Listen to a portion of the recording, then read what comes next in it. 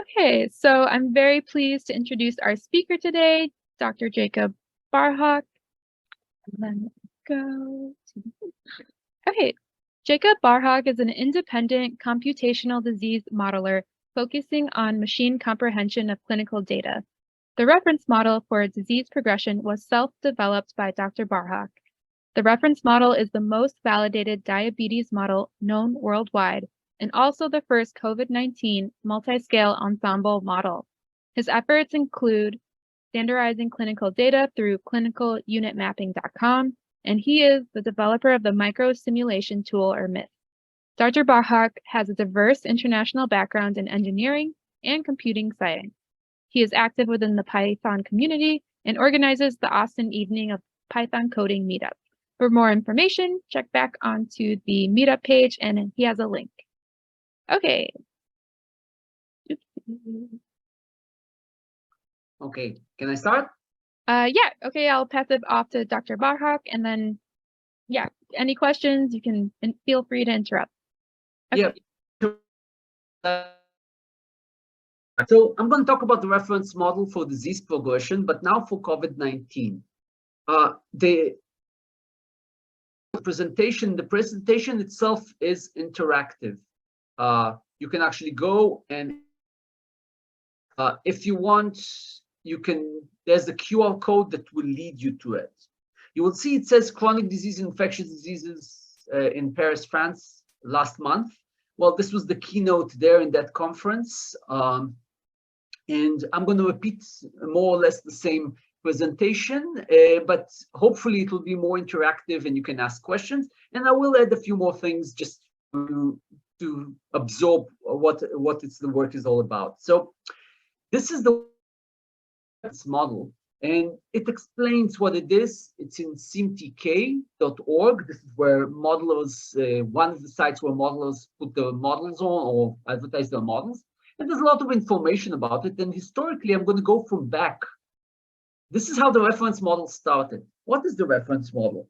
I was modeling diabetes and noticed there are many, many models and many populations, and the models are not always good for each population. So I started by making them compete. And this matrix kind of shows models against populations, and it shows you what's good, what's bad. This was 2014, and then it's actually the reference model started 2012, but before 2014 or 16, I was still doing the matrix. In 17, I started making the models collaborate. This is how a diabetes model looks like, the diagram. I'm going to show it later. And within time, the diabetes model grew up to the point that in 2020, it was the most validated diabetes model that was ever made. I started adding more and more information into it. And then came the pandemic. 2019, I presented in AcondaCon. You can see there's a good presentation that shows what it is to date there. And more or less, this is where things were in 2020. And then the pandemic hit. You can see Harry, he's the head of MIDAS these days. MIDAS is a group that organizes all the people that model infectious diseases. And you can see that in 2021, I already presented something there. And this is what I'm going to tell you about what I present. I actually created the model for COVID. So let me show you how things were before. This is diabetes model. This is what was there before. This is before. And then this is how diabetes model results look like. Clinical trials where you can see the names or acronyms of clinical trials. All clinical trials almost have acronyms. Sometimes they become words, those acronyms. So, and then you can see some results. So this is the diabetes model that was the reference model. And what it does, it makes many, many models like MI models, stroke models, and mortality models compete. This is what was in 2020. Actually, this was supposed to be presented at the NIH, but then pandemic hit and all was canceled, meaning all conferences were canceled. Everything became online. So this is a remnant of what was supposed to be a poster there, and it became something online. And now, when the pandemic hit, people started asking me, "Oh, you're a computational disease model. What do you have to do with to say about COVID?" And at that point, not much, because chronic diseases are kind of different than infectious diseases. In chronic disease, the person has the disease, and it basically interaction with other people doesn't change anything. It's like the disease progresses in that person. So the modeling is kind of different because there aren't the interactions between people. In COVID or infectious diseases, one person infects another. Still, the disease progresses within that person, but still there can be reinfection and stuff like that. Oh, my tools were not ready for that. It took me a few months to actually change the tools to be able to adapt to infectious diseases. And then I created, I published in QRAS, this is the initial use case. This is the publication, you can find it. This was in July 2020. Then later I got some more information. I got some support for computing power. My model takes a lot of computing power. We'll talk about it a little bit later. And I published an interactive paper. Again, I'm using HoloViz technology for all the interactive stuff you'll see. So this is an interactive paper. You can find it either through the DOI at the top, or you can just Google. It's on my GitHub account here. And this is where the reference model was created, the multi-scale ensemble model. So there aren't that many ensemble models from COVID-19, but none of them is multi-scale. I'm going to talk about it during the talk, why is it a little bit different? And it is different than other ensembles you found in the past, because in this ensemble, the idea is for the model to actually understand what's going on. My purpose in working, and this is what the talk will be today, is I'm trying to apply the reference model to explain the data that we saw in the US. Many models try to forecast what will be in the future. They call it predict, but you cannot really predict, and forecasting is very hard, especially if you don't understand all the things that you're modeling. So what I'm trying to do is I'm trying to take intelligible models that you can explain what they are, and merge them together, and using machine learning techniques and a lot of computing power, put them together into something that you can later explain to someone what's going on with COVID-19 in ways that humans can understand it. And I'm showing it visually. I'm using HoloViz technology to show this. So let's dive into COVID. Unless you have questions by now, which you just interrupt me. If we're talking about the activity, if you hover in this presentation, you can press tabs, you can hover over things. All of this is only written in Python. Everything I do is Python, pure Python. So eventually it becomes an HTML file, but it's all Python. So you can actually find references and see exactly what information I used. And if you click on them, it will take you to that reference. But let's talk about COVID. This is a diagram of COVID. And I'm trying to explain COVID in the US, the numbers that were reported by the COVID tracking project. If someone remembers in the beginning, there was a project that reported infections and deaths in each US state. And they were pretty good, and they were pretty good about it. They had the best data I could find at the beginning of the pandemic. So when people started bugging me about what about COVID, then I started looking for data. So I'll give them a good recommendation, the COVID tracking. You can actually still probably find something online. They allowed me to use their data.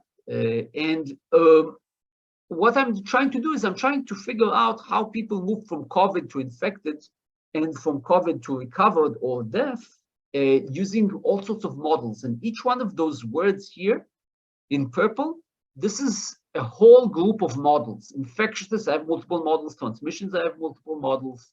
Response is response to the pandemic. It's behavioral models. Recovery, well, notice the few things about recovery. I'm not modeling the arrow back of people who recovered get reinfected. Why? Because it's still early in the pandemic. I'm modeling April 2020.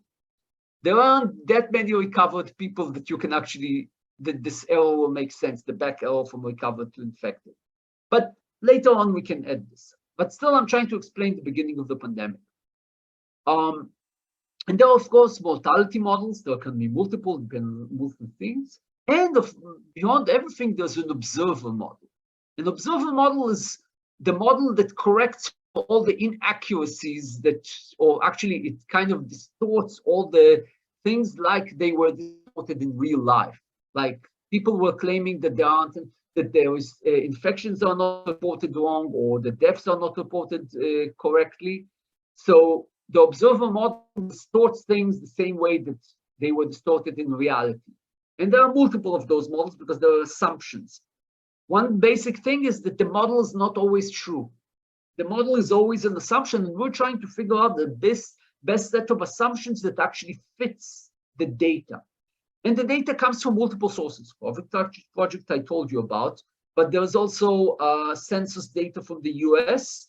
There is also papers that I extracted information from, either data or models. And finally, I even added temperature data of the US states I took from NOAA. But there's many models that came from different sources. And throughout the presentation, you'll see people contributing this or that model, and you'll see a link to wherever they came from. So let's start talking about infectiousness. But before we start talking about infectiousness, let's tell you why am I modeling infectiousness. So at the beginning of the pandemic, maybe even now, I didn't check lately, but the Department of Homeland Security, DHS, released a document called the Master Question List about the pandemic. You can actually find it probably in archives. It was a government document that looked over what they know or think they know about the pandemic. They were quite accurate about what they think they know, and they had categories of we know this, we think we know this, and these are the questions that we want to ask. One of the questions, and this is from a document from May 26, this document updated, this question later disappeared. They probably either figured out this question, it's not what they want, but in May 26, they asked the following question: what is the average infectious period during which individuals can transmit the disease? So think about it.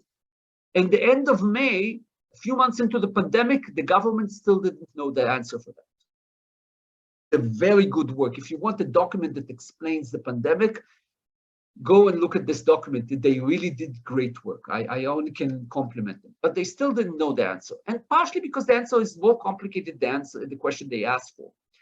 Here are some models that you can find on the internet of people trying to model infectiousness.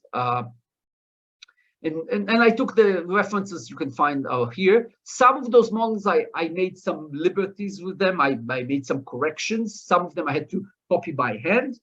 But you can see the different people or different modelers. Sometimes it's like they took information about one infection of a person. Sometimes it's modelers who modeled the disease. And you see the models become different. All of them here are normalized, so you will see if it actually they count according to the maximum shedding of the virus, which is considered 1.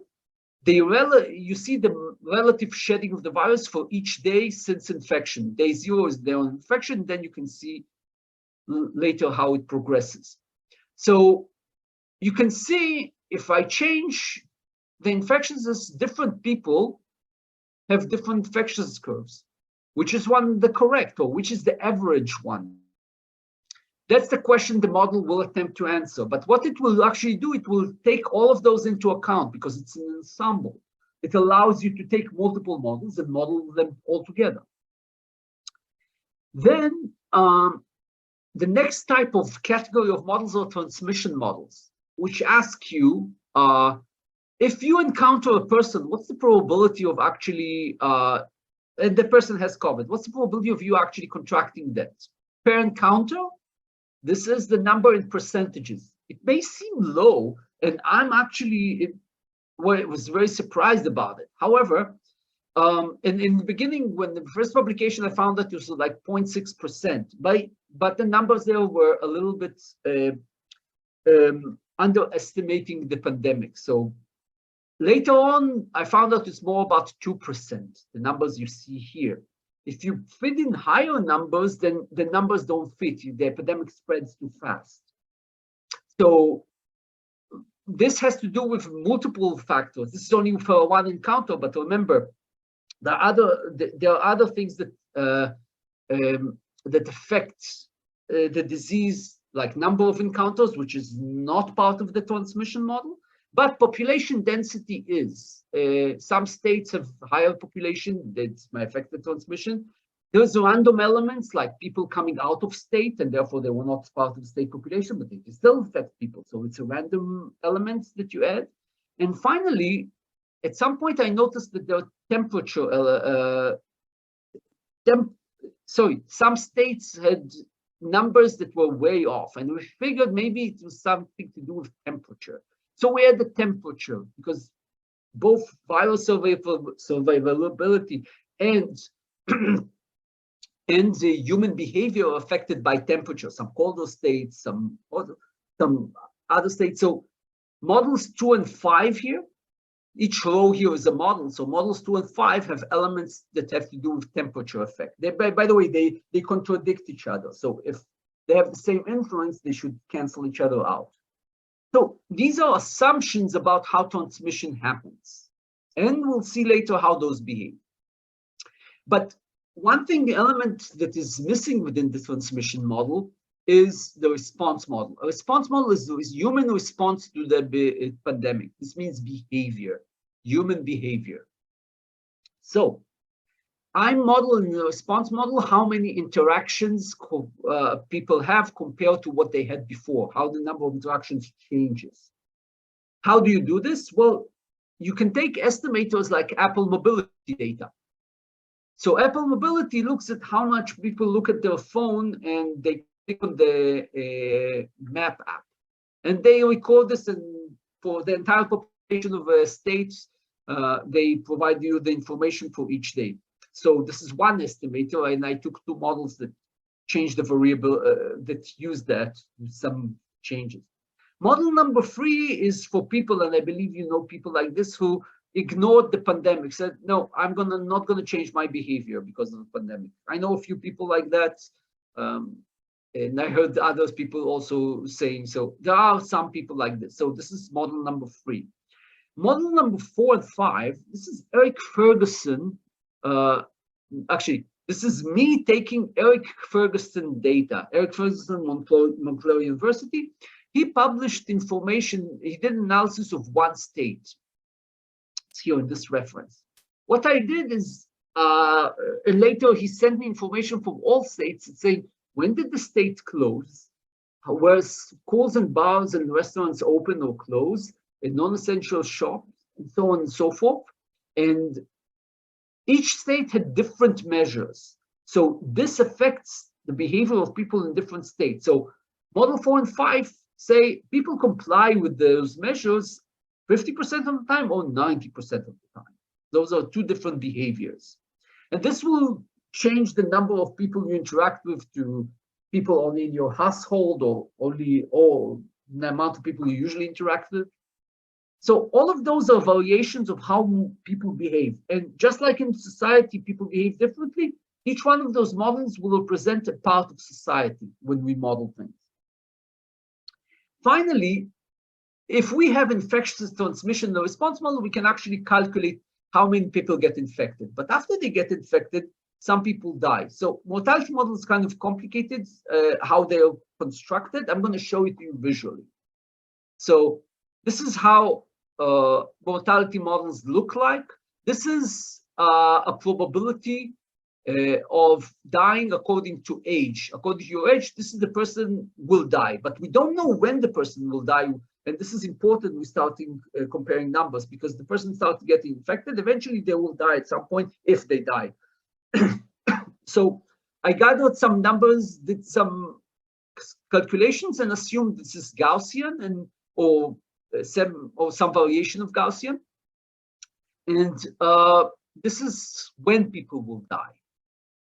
So this is from multiple sources. However, this is not a good enough model. I want actually to know at any day what's the probability of a person dying. In this case, this is where came Filippo Castiglione. Filippo Castiglione actually made my model, not only him, but his example was very good. made my model a multi-scale ensemble model. What's a multi-scale ensemble? What's multi-scale? Multi-scale is when you model what happens at the cell level, or even before this, at the molecular level, in the cell level, at the organ level, then in the human level, the person level, and then at the population level. So you have different scales, multi-scales, and you cross scales. So he actually cross scales. He was modeling how cells would die, and then the organ will die at some point, at some cutoff level, and then the person dies. And he was basically modeling the propagation of the virus within the cells.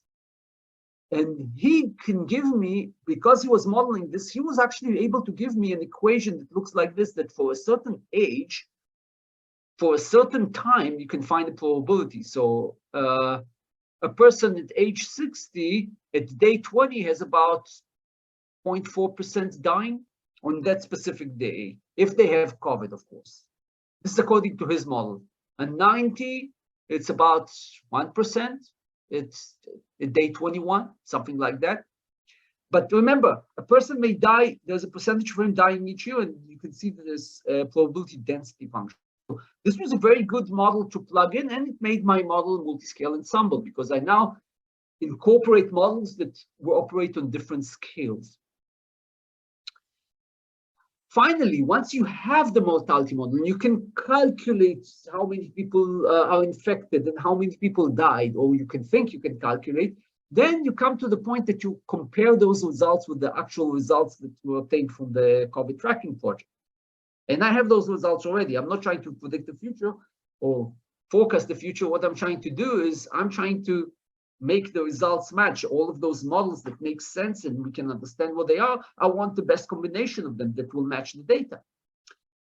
So this is where it becomes tricky, because the data is dirty.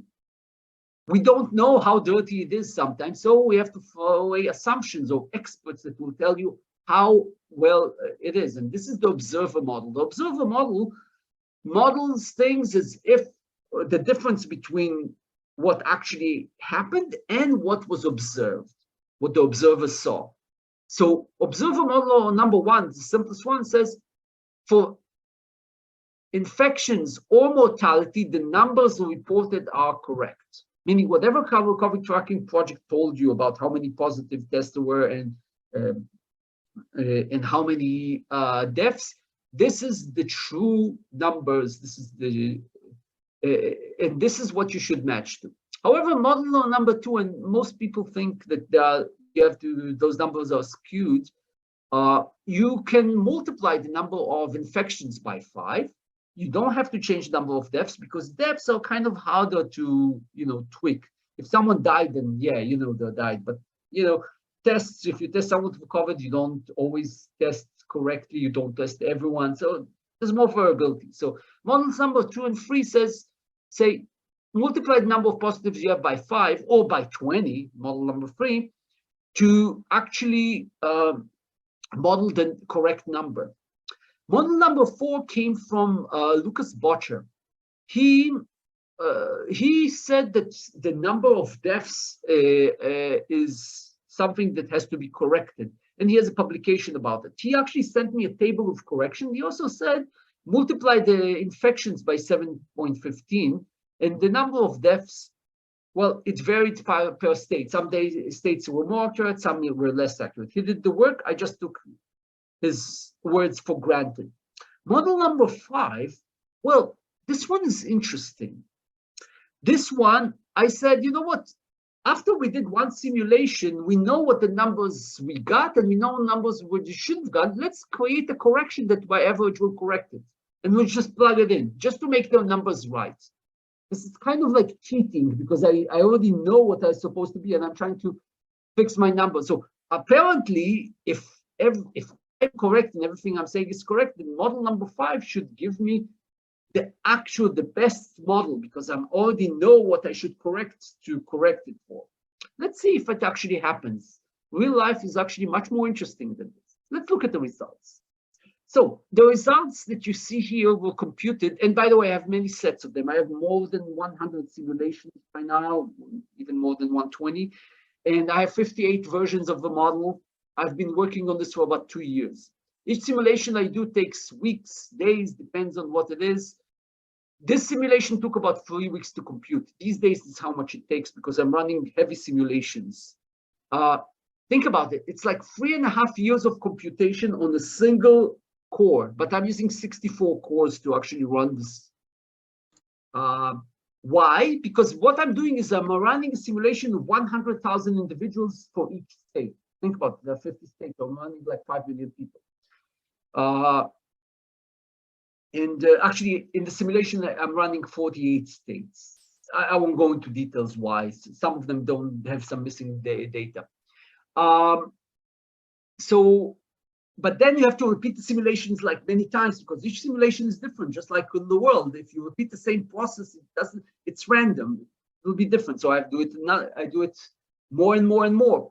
And then I have to run it for all the models, and I have to optimize it, meaning running multiple iterations. So all of this takes time. One iteration takes about 2 days. Or each simulation I'm running, it's like 5 minutes. So the 5 minutes grew to like a huge number because I'm running so many of them. I use Python tools to do this. I use Dusk. I use very good tools. Let's look at the results. So the results look like this at the end. I gather everything, and then so I can show it, not wait. What happens. This is what the slider here does. And if you look at this plot on the upper left, this represents what's going on. Each circle here, you see there are many circles, sometimes they overlap. Each circle here represents one timestamp on the simulation. So you started from April 1st, 2020, and this is day 21, meaning this is April 22nd, 2020 in New York. This is New Jersey. Let's look at New Jersey for a second. The height of the circle represents the error. I want all of those circles to be near 0. This means I have a perfect model. But tell me how to get there. It's far and it's random data. It will never be perfect. But we at least want to improve it as much as possible to get insight on how the disease behaves. So let's look at the number called observed infected. This is the number that I'm trying to match to the number after the slash. The model is the number before, the 323 is the number before, the 1,076 is the number after. This is what was 1,076 is what was reported by the COVID tracking project out of 100,000 people for that day in New Jersey. I'm trying to match it, and you see it's way off at the beginning. Like 300. Now it's a bad model. Number of observed deaths also, it's like way off. So this is why the circle is very high, because the errors in both of them are high. And what I'm trying to optimize, or the error, I call it the fitness score, is kind of a combination of both of these. It's almost addition, but not exactly. The equation is a little bit more complicated. So what I'm trying to do is I'm trying to get all those circles to 0. And how do I do it? I change the mixture of the models. At the beginning of the simulation, all models have the same influence. We know what the models are. We know how the world should behave or assume how we behave. And now at the beginning, we don't know. All the experts, they told us things. We don't know which one's better or not. So what we do is say, okay, we believe you the same. And this is why you see all those blues. The blues are infection models. They have all the same influence, all about 20%. This means about 20% of the population behaves like one of those infectious curves, like this 20%, like this 20%, and so on and so forth. So then there are transmission models, there are response models. The death models are the high one. They are combined, complicated. This is why they are high. I won't go into details. And the observer models are in pinkish at the end. What I do is I ask when I run the simulation for each model, say, okay, what if you were more influential? What will happen? And then I run the simulation and run gradient descent algorithm, and it tells me, oh, if this model was a little bit better, then the results will be like this. And notice, the circles have dropped, so results became a little bit better, and then a little bit better in now iteration, then a little bit more better. And you can see the average in the plot here at the bottom. This shows you all of the components. This is kind of like the average of whatever you see here, the weighted average of whatever you see here, considering the size of the state and several other factors sometimes. And if you continue the simulation, you find around iteration 9, you get the best results. And notice, New Jersey now is much, much better. We're like 866 to 1,000 infections, not that bad. And the number of deaths is like, well, 6 off. It's much better than it was before. This is what the reference model does. Now let's look at all of those models again, and you can see the infectiousness model that had a long, said COVID is long and it takes a long time to infect a lot. Well, it was very influential, while models that have short infection, not very influential. This means probably COVID is infectious for a long time. This is the answer for the DHS. The transmission model that is dominant is the one about 2.something%, but if you combine them all, the transmission is like 2% per person, per encounter, not per person, per encounter. And then models 2 and 5, they seem to be not very influential, but also they're not very different than each other. This means temperature doesn't have a lot to do with COVID. And we tried to model C, but it might have some influence, but it's very mild. People, apparently, the estimator of Apple mobility data seem to be pretty good, because it actually, the models that says, oh, people behave like Apple mobility is very good. Only about 10% of the population ignored COVID. And some people, but not that much, followed the instructions they gave by, they gave for each state. But it seems that and remember, some of those models kind of like overlap in a sense, so they will not eliminate each other very quickly, but it seems that Apple mobility data is a good estimator of how much people interact with each other. The Castiglione mortality model seemed to be very dominant. This is good news. This means we might want to have more models like this in the future, maybe more multi-scale models to compute the mortality better. And you remember the story I told you about the observer model that I added that should be perfect? This is model number 5. No, it's the same as everyone else. Apparently, observer models don't have much influence here. And I cannot explain it fully now. I've been working on 2 years. I have a hunch. And the hunch is what we're modeling is something exponential in nature, almost exponential. It's the beginning, the spread of the disease. While those observer models are just correct by something linear, they multiply something. Maybe there's something wrong with them, and maybe this is why you're trying to model something exponential with something linear. Maybe this is why they're not influential, but maybe something else. It may be even a bug. And I found bugs in about 2 years of working. So, and I've eliminated many of them. So whatever I'm telling you here, you have to take with a grain of salt. This is the best I could tell you about after 2 years of modeling. It doesn't mean it's ground truth, because I'm still working on this. And ask me in a year how well it looks like.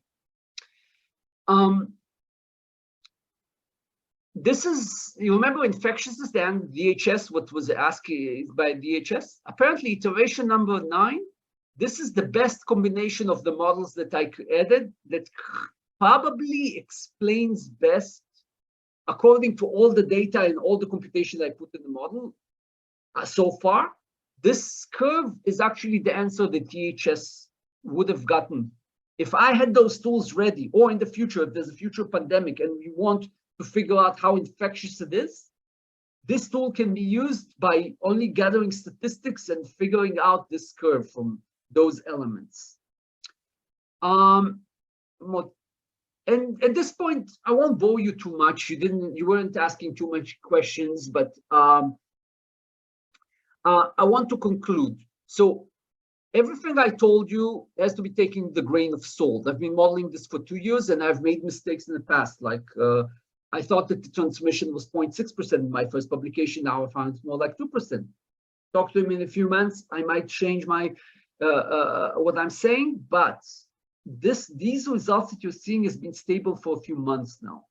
So I'm probably onto it, but I still have to make sure that the numbers match not only April, they match May, they match June, and so on and so forth. This means more simulation, it means a lot more computing power, a lot more work, then we'll know more. So the more information you have, the better it is, but I'm trying to figure out what would the government or someone who wants to know about the pandemic will know after about a month of data. And if we know that and it is helpful, then the next pandemic will have a tool to help. There is some information about what I used, the Python tool I used, and some reproducibility information. I have to acknowledge many people who helped by providing help, all giving me models, giving me funding for also institutions, giving me funding for computing power. There are so many of them. And this work, maybe I'm signed on it, but many people did contribute and did help this make happen. Even by hosting my server, it takes a lot of electricity. Even that was helpful. And since I'm a sole proprietor, I have to add a conflict of interest statement, so you'll know where the money came from for this. So I've been funding this project most of the time. I do have two patents on it. So anyone is interested in using this technology in the future, and they're in the US, they better talk to me. And I would love to have this technology used by someone, big entities, smaller. I would like more people. So I'll conclude at this point and open up for questions if you have any. Yes, I was thinking on with COVID-19, we have like many I don't know the name, like variants. I mean, we had Omicron, and so how that impact on this model? So this model is talking about April 2020. Even if there are variants, it wasn't dominant, or there was basically one COVID at that point. Also, remember, I'm not modeling reinfections because there were not that many people infected. So it's a simple case. The idea is that in the future, I can complicate this case more and more and more and more. And with more and more computing power, I will be able to eventually explain the disease. And here there are some caveats. Remember, the data I have is dirty. The assumptions are not always correct. There are many things that I may not be able to do. I'll actually show you one of them. This is a result set that I get in a few days ago. I think a week ago, something like this. This is examining the same April, but here I'm looking at a different fitness score. Now I'm saying almost, not because not entirely correct. I'm almost ignoring infection data. I'm only looking at death data. And I'm trying to optimize just to match almost only death data with very slight influence of infection. And when I do this, you can see the system almost doesn't optimize anything. And the results are slightly different. So does it indicate that the death data isn't correct? Remember, I'm talking April, so all of those numbers are small. There was not enough to accumulate by at that point. Mm-hmm. So there isn't a lot to model in a sense. Maybe this is something that also have to be taken into account. But I'm trying, and I'm showing you that, well, it doesn't really converge. It kind of like fluctuates around the same thing. It does some changes here, and you see the models are slightly different than what you had before. But this simulation doesn't seem to improve anything. So the numbers don't get to really improve. Maybe it's because I didn't have enough computing power. Maybe there's something else blocking it. In the past, I had a bug that would block this, by the way. I removed that bug and now it's better. But now it's not converging. So it's like, why is it not converging? Well, maybe it's because the numbers are too small. And at that point in time, when I try to model it with the amount of data they had, it's insufficient. Maybe. We'll see in the future. I'll try when I add more and more and more data, little by little, it'll become better and better and better. So, do I answer your question? Yes, thank you.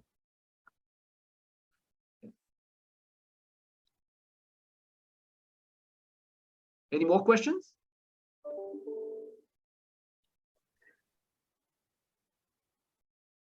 Well, also about the fitness. What Fitness was it? score? Yes, for some cities like New York and Yeah. LA. Yeah. So here, New York, let's take this point. So the fitness score here, it became better. This is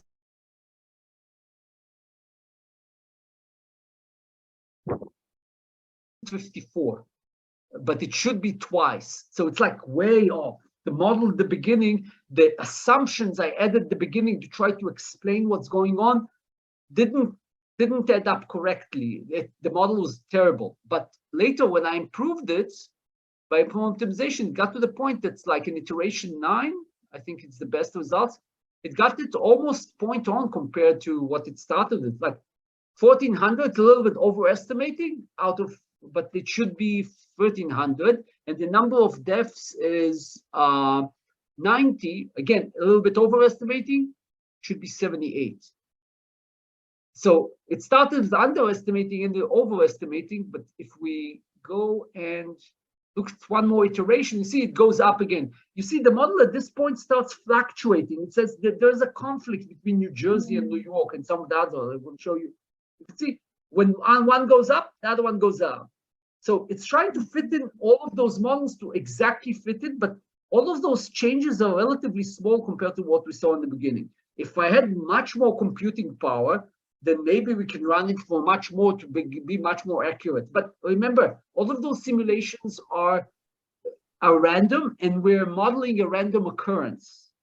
What we saw, it's like if the pandemic will hit again, it may not be the same thing as we saw before. We saw it during the pandemic, like different states starting behaving differently all around the world. So I'm trying to find some sort of average in something that fluctuates all the time. So putting more computing power, I'm not sure I'm even modeling something which is accurate, like the numbers I'm getting do represent the phenomena. Maybe it's some sort of error that I'm trying to model at this point. So I'm not sure. I usually stop after a few iterations, but even in iteration 4, you can see, you already see, this is where things are stabilizing more or less. Iteration 4 is almost the same as 9. You can see New York and New Jersey are much better than they were before. Here you can see New York is overestimating again, but it's much better before. Yeah. Do I make sense?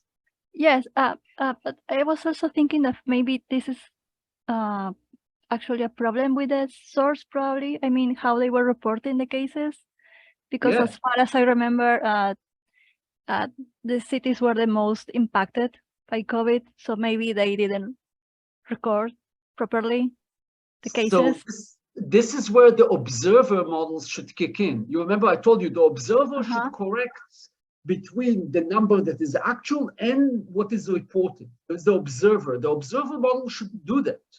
But the observer models don't budge. You see, it's like they don't, as if they don't influence anything. I'm still baffled about it. This is currently what I have. Talk to me in a few months. Maybe I'll figure out why. But like currently, my hunch is that even if you give it here, I had models though that you have to multiply the number of infections by 20. It is the same as influences the model that says no, the numbers are correct.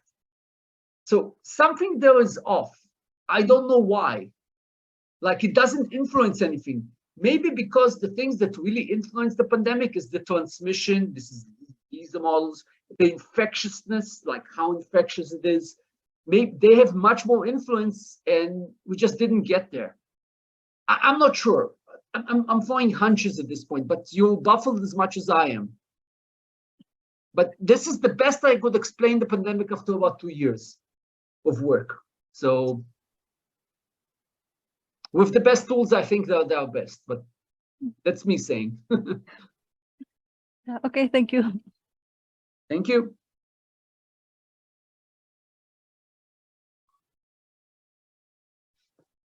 If there are no more questions, maybe we should adjourn.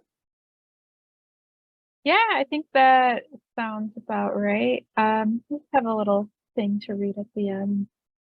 Okay. Okay. Well, thank you for coming tonight, and we'll have another meeting coming up I believe in this. Oh yeah, no, next year. This is the last meeting of the year. Yeah, well, thank you for coming and thank you for giving such a interesting talk. Yeah, it was really nice meeting you. Yeah, the same here. It was a pleasure. Thank you for the nice audience. Good questions. Okay. Have a good one. Bye-bye. When you Bye-bye. upload this video, make sure to edit the part in the middle. Yes. Just Yes. take it out. Okay. Bye-bye. Bye-bye.